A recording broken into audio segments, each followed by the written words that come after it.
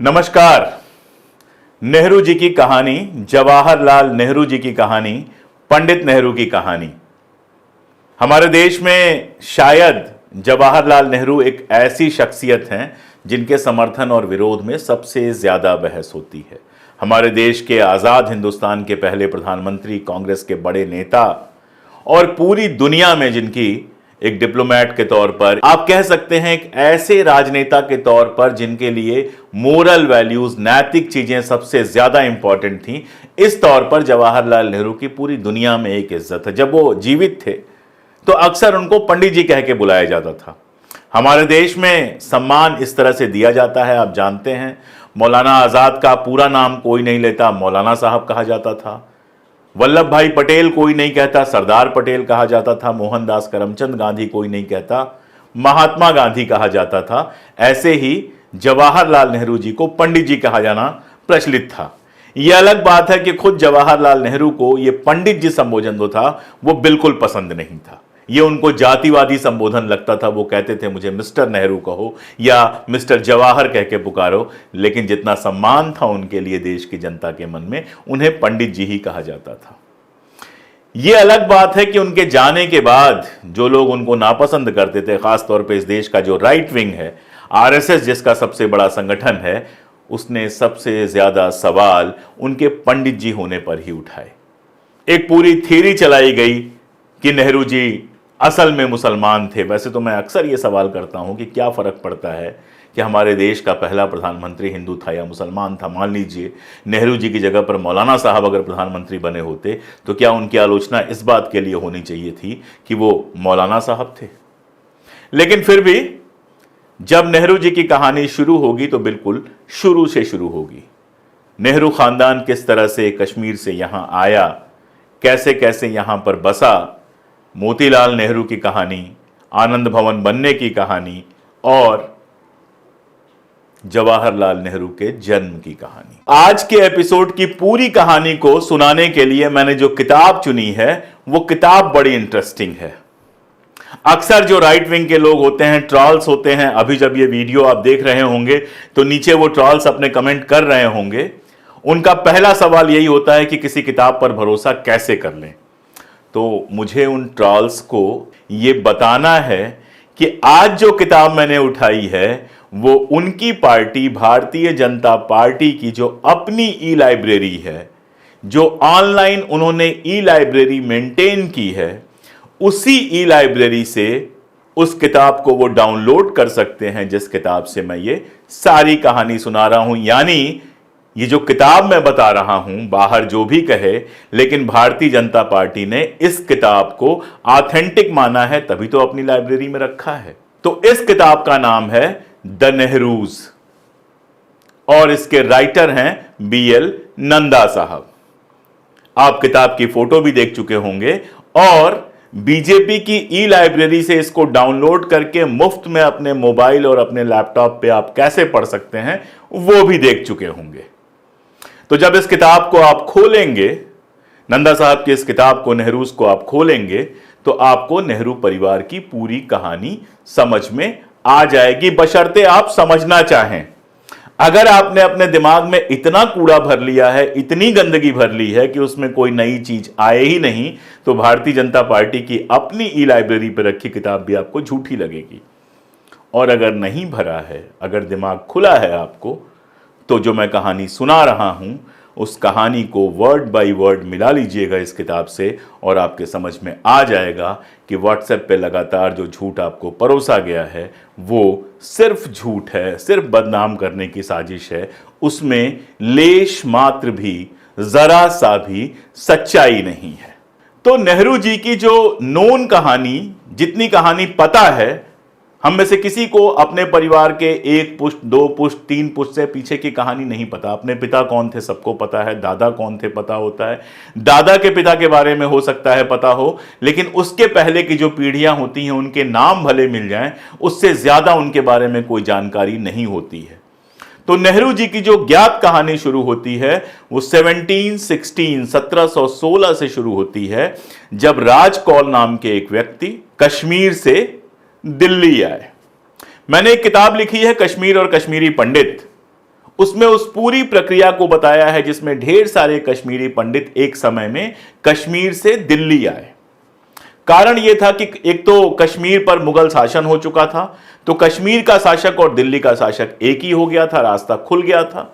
दूसरा यह कि कश्मीर में नौकरियां लिमिटेड थीं, तो बहुत सारे कश्मीरी पंडित जिन्होंने फारसी की पढ़ाई की थी वो नीचे मैदानों में उतर के आए, दिल्ली में बसे, लखनऊ में बसे। काटजू साहब को आप लोग जानते हैं, बड़े फेमस जज हैं, वो भी कश्मीर से ऐसे ही आए थे। इन लोगों की कहानियां बहुत डिटेल में मैंने अपनी किताब कश्मीर और कश्मीरी पंडित में दी है। तो इन्हीं पंडितों में जो लगातार कश्मीर से निकलकर दिल्ली और बाकी सारी जगहों पर जा रहे थे, उनमें एक थे राज कौल साहब। अब एक कहानी यह है जो द नेहरूज में भी लिखी है और भी कई जगहों पर मिलती है कि फर्रुखसियार जो थे, मुगल शासक फर्रुखसियार जो थे, वो गए थे कश्मीर और कश्मीर से राजकौल को अपने साथ लेकर आए थे। लेकिन कश्मीर के कई सारे इतिहासकारों का यह मानना है कि फर्रुखसियार जो थे वो कभी कश्मीर गए नहीं थे। अब इतिहास खंगालने पर कई बार कई सारी चीजें मिलती हैं, नहीं मिलती हैं, इसलिए यह तय कर पाना बहुत मुश्किल है कि फर्रुखसियार कश्मीर जाकर उनको लेके आए थे या वो खुद कश्मीर से आए थे और फर्रुखसियार के दरबार में हाजिर हुए थे नौकरी के लिए। वैसे एक बड़ा मजेदार किस्सा यहां पर मैं आपको सुना दूं, नेहरू की कहानी के साथ साथ कुछ और कहानियां भी मैं आपको सुनाता चलूंगा। कश्मीरी पंडित, आपने कभी सुना है उत्तर प्रदेश का पंडित बिहार का पंडित नहीं कहा जाता है ना, ब्राह्मण ब्राह्मण होते हैं। तो फिर ये कश्मीर के ब्राह्मणों को कश्मीरी पंडित क्यों कहा गया? मुझे भी जब मैं कश्मीर पे काम कर रहा था तो ये लगा कि यार जरा रिसर्च करते हैं, आखिर कश्मीरी जो ब्राह्मण हैं उनको कश्मीरी पंडित कब से कहा जाना शुरू हुआ। और ये इसलिए और लगा क्योंकि कश्मीर के अंदर उनको कश्मीरी पंडित नहीं भट्ट कहा जाता है। कश्मीर में किसी भी गांव में कश्मीरी पंडितों का जो मोहल्ला है, भले उसमें आज के दौर में एक कश्मीरी पंडित भी रह रहा हो, उसको भट्टपुरा कहा जाता है, भट्ट लोगों का पुरा। तो मुझे पता यह चला कि जब बहुत सारे कश्मीरी पंडित दिल्ली में आकर बस गए तो कश्मीरियों को मुगल दरबार में खोजा कहा जाता था। कश्मीरी चाहे मुसलमान हो चाहे कश्मीरी पंडित हो, तो कश्मीरी पंडितों को लगा कि हमारी तो पहचान ही गड़बड़ हो रही है। अच्छा, इसके अलावा यह था कि जो कश्मीरी पंडित थे उनकी परंपराएं बिल्कुल अलग थी। नॉनवेज उनके यहां बिल्कुल नॉर्मल सी चीज थी, त्योहारों में नॉनवेज बनता था। जबकि जिस इलाके में वो आए थे, दिल्ली में, कानपुर में, लखनऊ में, इन इलाकों के ब्राह्मण नॉनवेज नहीं खाते थे, तो वो भी उनको ब्राह्मणों वाला सम्मान नहीं देते थे। तो उन्होंने शाह आलम के टाइम में बाकायदा एक दरखास्त लिखी कि हमें कश्मीरी पंडित कहा जाए, और शाह आलम ने बाकायदा यह ताकीद की, यह लेटर निकाला कि कश्मीर से आए ब्राह्मणों को कश्मीरी पंडित कहा जाए। उसके बाद इनको कश्मीरी पंडित कहा जाना शुरू हुआ। दिल्ली में बाजार सीताराम में कश्मीरी पंडित आमतौर पर रहते थे। तो 1716 में या तो फर्रुखसियार उनको लेके आए, जैसा कि बीएल नंदा या खुद जवाहरलाल नेहरू अपनी जीवनी में बताते हैं, और या फिर राजकौल खुद वहां से आए और दरबार में हाजिर हुए और उनको एक छोटी सी जागीर फर्रुखसियार के जमाने में मिली। और इस तरह से कहा जाता है कि वो जमीन किसी नहर के किनारे मिली और जिससे उनके नाम के साथ नेहरू जुटना शुरू हो गया। हालांकि कश्मीर के इतिहासकारों का कहना है कि ये लोग कश्मीर में नौरू नाम के एक गांव से निकल के आए थे, इसलिए कश्मीर से ही इनके नाम में नौरू जुड़ा हुआ था, जो बाद में धीरे धीरे नेहरू हो गया। बहुत सारे लोग कहते हैं कि एक ही परिवार नेहरूओं का क्यों मिलता है, तो वैसे तो कश्मीरी पंडितों में जो सरनेम हैं वो इतने ज्यादा हैं कि आमतौर पे एक सरनेम का आपको बहुत ज्यादा परिवार एक सरनेम के आपको नहीं मिलेंगे। मैं आपसे पूछूं कि आप कितने किस्सुओं को जानते हैं, कितने थुस्सुओं को जानते हैं, टिक्कू भी कितने मिलेंगे आपको। और इसके बावजूद बीके नेहरू इसी परिवार के थे, इंदिरा गांधी के बुआ के लड़के थे। बीके नेहरू ने बाकायदा अपनी किताब में बताया है कि साउथ में उनको कुछ नेहरू नाम के लोग मिले थे। मैं खुद जब कश्मीर गया था तो मुझे वहां पर नेहरू नाम का एक परिवार मिला था। तो यह संभव है कि नौरू नाम के गांव से निकलने की वजह से उनके नाम के साथ नेहरू लग गया हो, जो यहां पर आकर धीरे धीरे धीरे धीरे प्रचलित हो गया हो। अब जो भी है, किस्से पे आते हैं। तो राजकौल साहब 1716 में आते हैं दिल्ली में और उनको एक छोटी सी जागीर मिलती है, या आप कह सकते हैं छोटी सी जमींदारी मिलती है। लेकिन आप जानते हैं कि 1719 में 1719 में सैयद ब्रदर्स जो थे, फर्रुखसियार के दरबार में जो मिनिस्टर्स थे, उन्होंने फर्रुखसियार की हत्या कर दी और उसको गद्दी पर से हटा दिया। और जब उनको गद्दी पर से हटा दिया तो फर्रुखसियार के जो प्रिय लोग थे, जिनमें राज कौल भी थे, उनके लिए दिक्कतें आनी ही थी। तो नंदा साहब बताते हैं कि धीरे धीरे जो जागीर थी वो सिमटती चली गई, और जब उनके पौत्र आए मौसा राम कौल और साहेब राम कौल, ये दोनों उनके लड़के के लड़के थे, ये इनका समय आते आते जागीर काफी सिमट गई थी और सिर्फ जमींदारी राइट्स रह गई थी। तो मौसा राम कौल और साहेब राम कौल ने अपने बच्चों को पढ़ाने का फैसला किया ताकि पढ़ लिख के इनको अच्छी नौकरी मिल जाए और ये अच्छी जिंदगी जी सके। तो मौसा राम कौल के लड़के थे Lakshmi Narayan Kaul. Lakshmi Narayan Kaul East India Company के पहले वकील बने मुगल दरबार में, यानी मुगल दरबार में ईस्ट इंडिया कंपनी ने उनको अपना वकील नियुक्त किया। और उनके छोटे लड़के थे गंगाधर कौल। गंगाधर कौल उसी समय मुगल दरबार में पुलिस जो डिपार्टमेंट था, उनका थाना जो था, उसमें एक अधिकारी के रूप में नियुक्त हुए। तो ये उनका खानदान आता है राज कौल से शुरू होके गंगाधर कौल तक। असल में मुगल दरबार में चाहे वो हिंदू काम करते थे या मुसलमान काम करते थे, और सिर्फ मुगल दरबार की बात नहीं है, कश्मीर के भी उस दौरान के आप अगर हिंदुओं को देखेंगे, कश्मीरी पंडितों को देखेंगे या मुसलमानों को देखेंगे, तो उनका बोलचाल, उनका पहनावा, वेशभूषा वैसा ही था जैसा मुसलमानों का था। दरबार का अपना एक ड्रेस होता है। इसका एग्जाम्पल दे देता हूं। अंग्रेजों की नौकरी चाहे पंडित करे चाहे मुसलमान करे, अगर वो बड़ा ऑफिसर बन जाए तो क्या पहनना पड़ता था? सूट और टाई। तो आप चाहे जिन्ना को देख लीजिए, चाहे जवाहरलाल नेहरू के समय के जो दूसरे वकील थे उनको देख लीजिए, उन सब की फोटो आपको सूट और टाई में मिल जाएगी। छोड़िए अंग्रेजों का टाइम, आज का टाइम देख लीजिए। अगर कोई आईएएस अफसर हो जाता है तो वो क्या पहना हुआ आपको दिखाई देगा? आईएएस अफसर भी छोड़िए, अगर क्लर्क भी है, सरकारी डिपार्टमेंट में क्लर्क भी है, तो आपको क्या पहना हुआ दिखाई देगा? पैंट शर्ट पहना हुआ दिखाई देगा, जाड़ों में कोट या टाई पहना हुआ दिखाई देगा, या फिर जैकेट पहना हुआ दिखाई देगा धोती कुर्ते में, या फिर वो टोपी जो मुस्लिम लोग पहनते हैं और जिस तरह का पजामा कुर्ता पहनते हैं, उस ड्रेस में नौकरी करने तो कोई नहीं जाता। तो जिसका शासन होता है, ड्रेस का भी अपना एक कोड होता है, उसी हिसाब से सबको ड्रेस कोड पहनना पड़ता है। इसीलिए गंगाधर कौल की जो इकलौती तस्वीर मिलती है, उसको कभी आप देखेंगे तो आपको ऐसा लगेगा कि यह मुगल दरबार के किसी अधिकारी की तस्वीर है, और वो मुगल दरबार के अधिकारी थे भी। अब गंगाधर कौल का समय आते आते 1857 होता है। 1857 को आप म्यूटिनी कह लें, महाविद्रोह कह लें, क्रांति कह लें। 1857 की क्रांति जो होती है उसमें दिल्ली में उथल पुथल मचती है, आप जानते हैं। उसके बाद मुगल दरबार खत्म हो जाता है, अंग्रेजों का पूरी तरह से शासन हो जाता है। तो 1716 में आए थे और 1857 आते आते स्थितियां ऐसी बनी कि गंगाधर कौल को अपने परिवार के साथ दिल्ली छोड़ के वहां से निकलना पड़ा।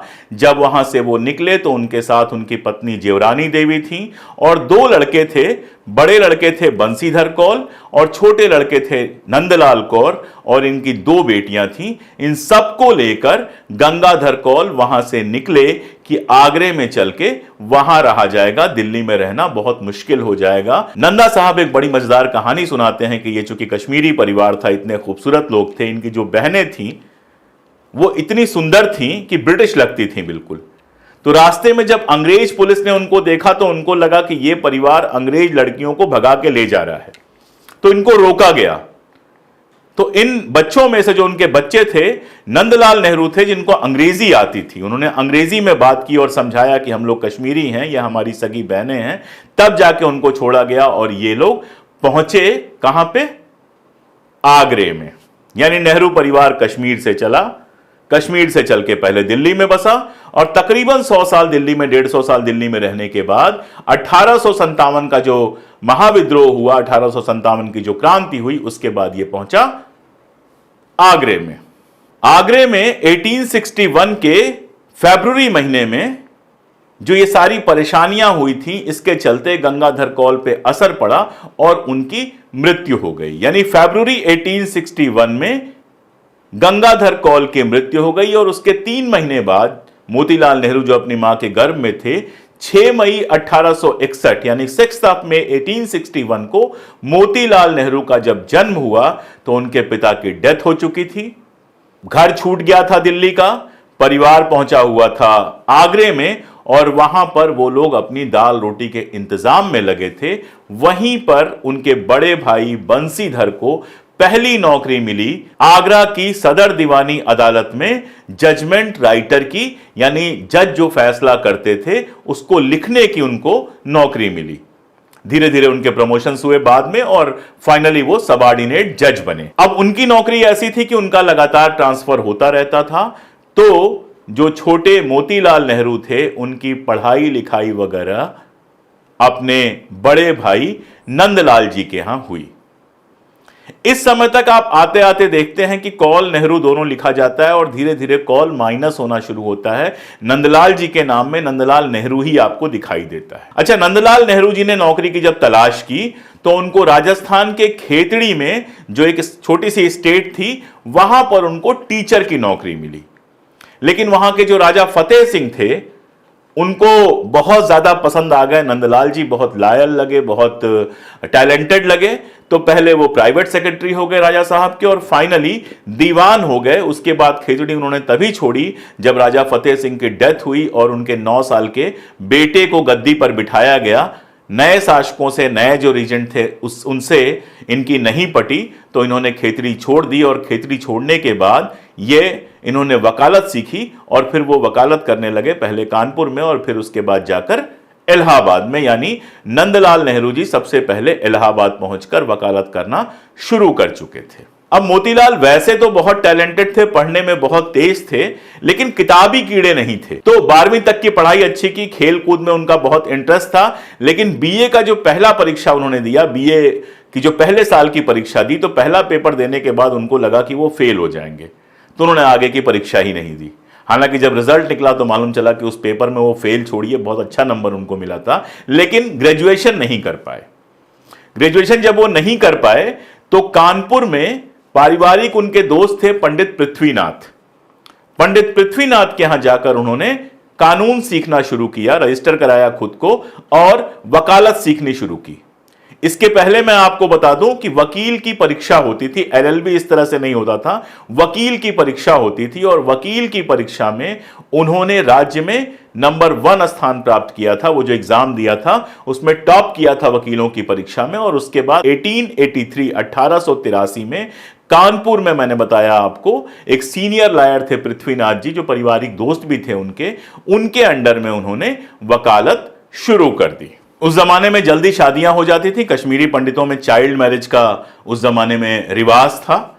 तो मोतीलाल नेहरू जी की भी बहुत जल्दी शादी हो गई थी और शादी के बाद उनको एक बेटा भी हुआ था।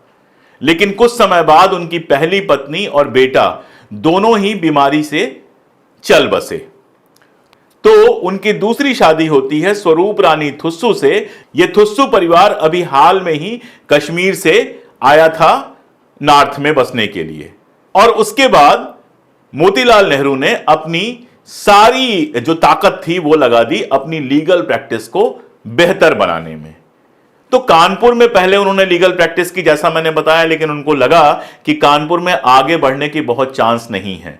लेकिन उस जमाने में इलाहाबाद हाई कोर्ट में प्रैक्टिस करने के लिए आपको किसी न किसी लोकल कोर्ट में 3 साल की कम से कम प्रैक्टिस करनी जरूरी होती थी। तो जब 3 साल की उनकी प्रैक्टिस पूरी हो गई 1886 में, 1886 में, तो वो इलाहाबाद चले गए, जहां मैंने बताया कि नंदलाल जी पहले से ही प्रैक्टिस कर रहे थे और उनकी ठीक ठाक प्रैक्टिस चल रही थी।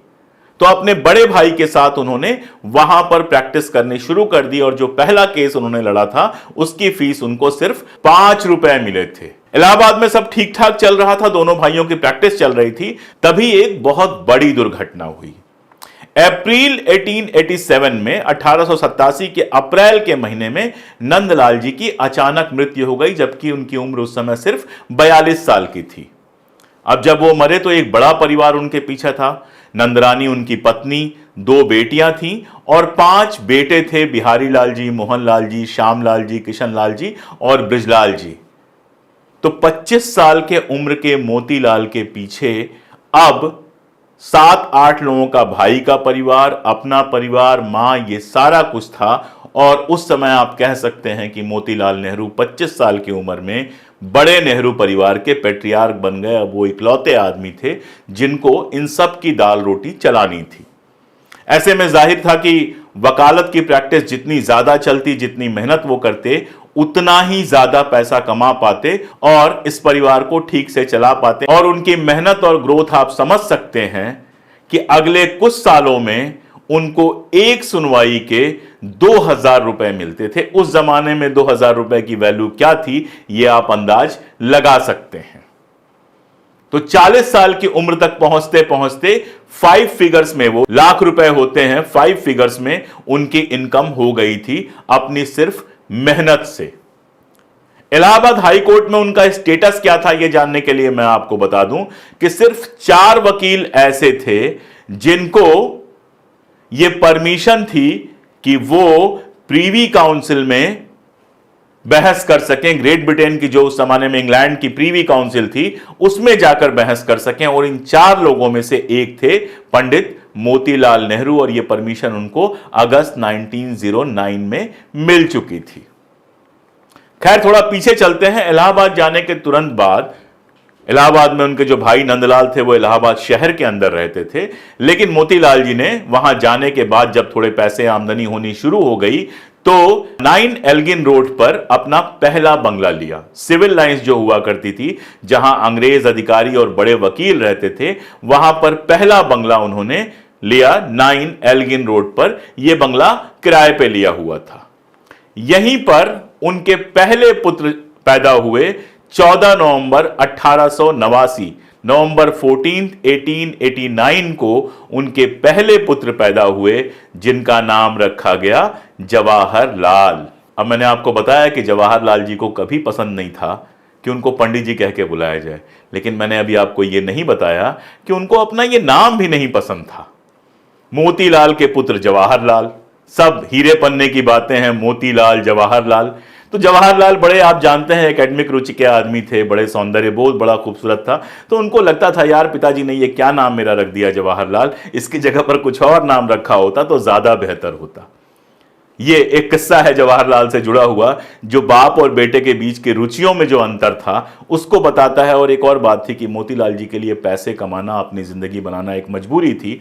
और जवाहरलाल जी जब पैदा हुए, बड़े हुए, तो मोतीलाल जी की आर्थिक स्थिति ऐसी थी कि ये सारी चीजें उनके दिमाग में नहीं थी। उन्होंने उससे ज्यादा बेहतर चीजें, एकेडमिक एक्सलेंस पाना और अपना एक शानदार एस्थेटिक सेंस डेवलप करना, सौंदर्य बोध डेवलप करना, दुनिया भर का इतिहास, दुनिया भर का दर्शन समझना, इन सब में उन्होंने ज्यादा रुचि ली। तो हमारी इस कहानी के, नेहरू की कहानी के जो नायक हैं, उनका जन्म हुआ 14 नवंबर 1889 को।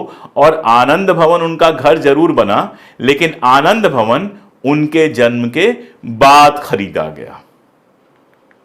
1900 में, 1900 में मोतीलाल नेहरू जी ने एक चर्च रोड पर मुरादाबाद के कुंवर परमानंद जी से एक मकान खरीदा। यह मकान उनको इसलिए भी पसंद आया कि यह भारद्वाज आश्रम के पास में था और उसके पास से ही नदी बहती थी। और इसके साथ यह कहानी जुड़ी हुई थी कि इसी जगह पर भारद्वाज ऋषि ने कभी तपस्या की थी। तो एक हिंदू ब्राह्मण परिवार, भारद्वाज ऋषि का नाम आ गया, पास में से गंगा जी बहती थी और सुंदर मकान दिखा उनको, तो उनको लगा कि यह ऐसी जगह है जहां खरीद के घर बनाया जा सकता है। और मकान चूंकि बहुत टूटे फूटे हालात में था तो बहुत सस्ते में मिल गया। उस जमाने में उनको 19,000 रुपए में, 19,000 रुपीज में, हालांकि उस जमाने का 19,000 भी कोई कम नहीं होता है, लेकिन आज के समय से भी आप तुलना करेंगे तो वो सस्ता ही आपको लगेगा, जितनी बड़ी जमीन और जितना शानदार लोकेशन था। तो 19,000 रुपीज में वहां वो टूटा फूटा घर उन्होंने खरीद लिया।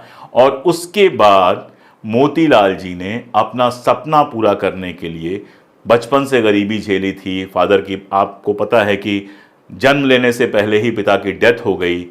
उसके बाद भाई के साथ वो रहे, उसके बाद इलाहाबाद में जो ही वो आए त्यों ही भाई की डेथ हो गई। अपना परिवार, भाई का परिवार, ये सब संभालते हुए, लगातार मेहनत करते हुए उन्होंने अपनी स्थिति बेहतर बनाई थी। और अब वो एक शानदार घर में रहना चाहते थे। उसी घर को, वो जो जगह थी, पुराने घर को तुड़वा के उन्होंने नया बंगला बनवाया और उसका नाम दिया आनंद भवन। ऐसा भवन जिसमें आनंद ही आनंद हो। ये जो आनंद भवन था, ये नेहरू परिवार का घर था और जब पंडित नेहरू की, जवाहरलाल नेहरू जी की जीवनी आप पढ़ते हैं, आत्मकथा पढ़ते हैं बेसिकली, तो इस भवन के बारे में वो काफी कुछ बताते हैं। इस भवन में न केवल नंदलाल नेहरू जी का पूरा परिवार, नंदलाल जी की डेथ के बाद तो वो साथ में रह ही रहा था, तो न केवल नंदलाल नेहरू जी का पूरा परिवार रहता था, बल्कि नेहरू खानदान के तमाम सारे रिश्तेदार यहां पर आते जाते रहते थे और रहते भी थे। कई सारी ऐसी महिलाएं जो विधवा हो गई थीं या जिनका परिवार उस तरह से ठीक ठाक नहीं था, वो भी वहां पे रहती थीं। बाकी सारे लोग आते थे, तो एक पूरा मेला जैसा लगा रहता था। और इन सब के बीच परिवार के मुखिया के इकलौते बेटे थे जवाहरलाल नेहरू जी। इस भीड़ में वो लगातार अकेले रहते थे, क्योंकि उनकी उम्र के बच्चे नहीं थे।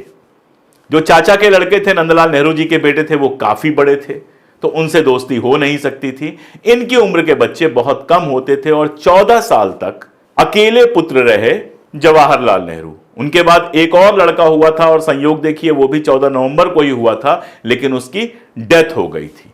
और घर का माहौल बड़ा शानदार था। शानदार मतलब मैं मजाक में कह रहा हूं। एक तरफ स्वरूप रानी थी, जो घर के अंदर पूरी तरह से जो ब्राह्मण कल्चर था, हिंदू कल्चर था, उसको मेंटेन करके रखती थी। उनकी रसोई में कोई ऐसे जा नहीं सकता था। त्योहार, पूजा पाठ, उपवास, ये सारा कुछ चलता रहता था। दूसरी तरफ मोतीलाल नेहरू जी थे, वो बेहद मॉडर्न व्यक्ति थे। बाहर पार्टियां चलती रहती थी जिसमें अंग्रेज भी आते थे, बाकी सारे लोग भी आते थे, और वेस्टर्न टाइप ऑफ लिविंग जो थी उसको वो प्रीफर करते थे। इन दोनों के बीच में जवाहरलाल नेहरू का पालन पोषण हो रहा था। पिता से जो वो सीख रहे थे वो वेस्टर्न कल्चर सीख रहे थे, मॉडर्निटी सीख रहे थे, आधुनिकता सीख रहे थे, और मां से जो सीख रहे थे वो भारतीय परंपरा सीख रहे थे।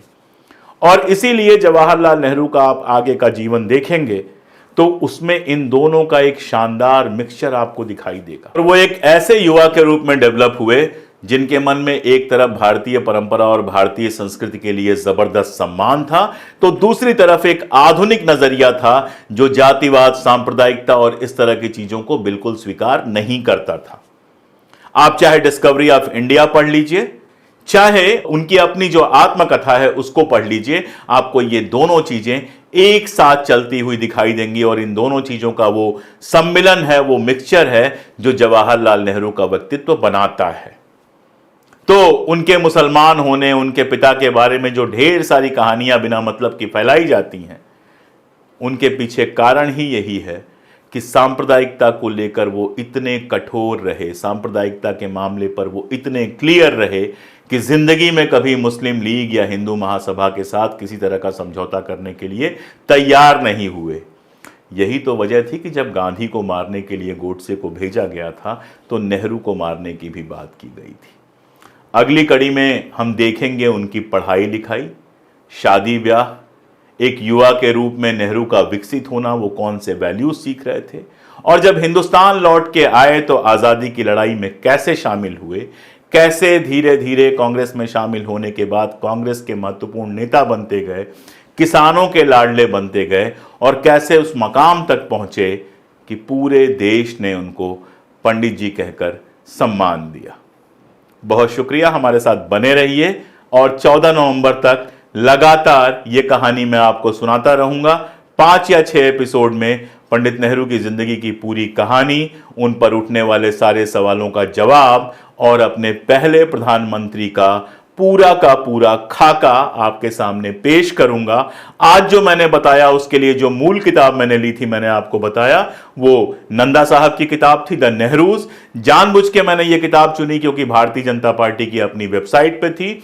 इसके अलावा कुछ और किताबें हैं, अगली कड़ी में मैं आपको उन किताबों के बारे में भी बताऊंगा और नेहरू की कहानी तो सुनाऊंगा ही। बहुत शुक्रिया।